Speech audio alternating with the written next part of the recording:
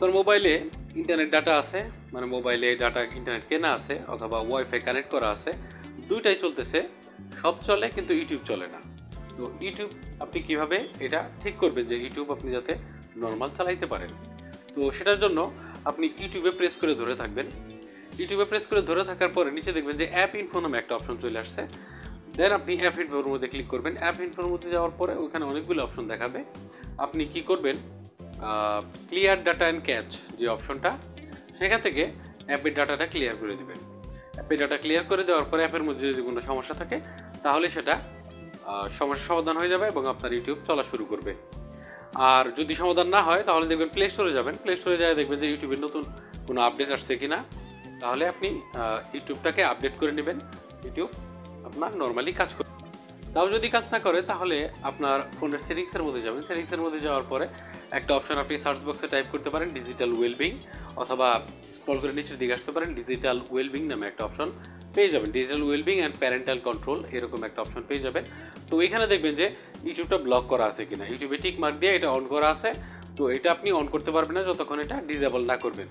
তো এখানে যদি অন করা থাকে তাহলে এটাকে ডিসেবল করে দেবেন, আপনার ইউটিউব নর্মালি কাজ করতে শুরু করবে।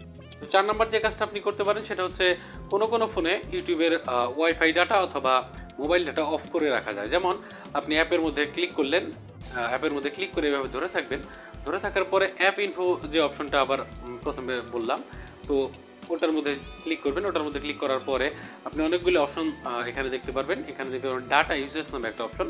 তো ডাটা ইউজেসের ভেতরে যায় দেখবেন যে আপনার মোবাইল ডাটা অথবা ওয়াইফাই দুইটাই অফ করা আছে কিনা, অথবা আপনার ওয়াইফাই চলতেছে ইউটিউব কিন্তু মোবাইল ডাটা দিয়ে চলে না। তো সেক্ষেত্রে এখানে মোবাইল ডাটা অফ থাকতে পারে। আপনি কি করবেন, মোবাইল ডাটাকে অন করে দিবেন, ওয়াইফাইটাকে অন করে দিবেন যাতে আপনার ইউটিউব নর্মালি কাজ করতে পারে। আর যদি এমন হয় যে আপনার মোবাইলে ইন্টারনেট কেনা আছে কিন্তু আপনার ইন্টারনেট কাজ করতেছে না, ইউটিউবও কাজ করে না, কোনো কিছু কাজ করে না, তো সেক্ষেত্রে আপনি সেটিংসের মধ্যে যাবেন, সার্চ বক্সে টাইপ করবেন এপিএন সেটিং।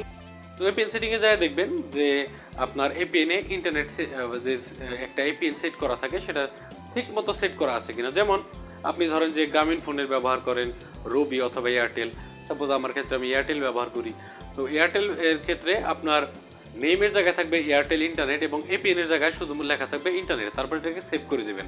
এই এপিএনটাকে চালু করলে আপনার ইন্টারনেট নর্মালি কাজ করা শুরু করবে। তারপর আপনি আপনার ফোনের গুগল প্লে সার্ভিস নামে একটা অপশন থাকে, সেই অপশন গুগল প্লে সার্ভিস যদি আপ টু ডেট না থাকে তাহলে অনেক অ্যাপই কাজ করবে না ঠিকমতো, সেটা ইউটিউব থেকে শুরু করে অন্যান্য অ্যাপ ঠিকমতো কাজ করবে না, ওপেন হবে না, আপনি ভিডিও দেখতে পারবেন না।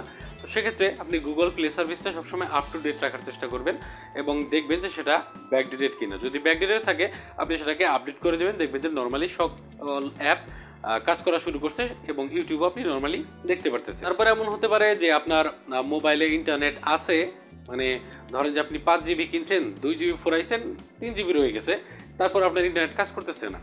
তো এটা কাজ না করার কারণ হইলো আপনার ডাটা লিমিট সেট করা থাকতে পারে।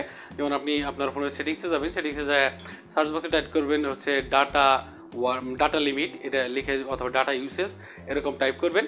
তো ডাটা লিমিট অপশনে যাবেন। আপনি ডাটা লিমিট অপশনে যাই দেখবেন যে ওখানে একটা ডাটা লিমিট দেওয়া আছে যে আপনি 2 জিবি পর্যন্ত ব্যবহার করতে পারবেন, 1 জিবি পর্যন্ত ব্যবহার করতে পারবেন। আপনি সেটাকে অফ করে দেবেন যাতে আপনি আপনার ইন্টারনেট ডাটা আপনার ইচ্ছে মতো আনলিমিটেড আপনি ব্যবহার করতে পারেন, কোনো প্রকার ওয়ার্নিং যাতে না দেয়।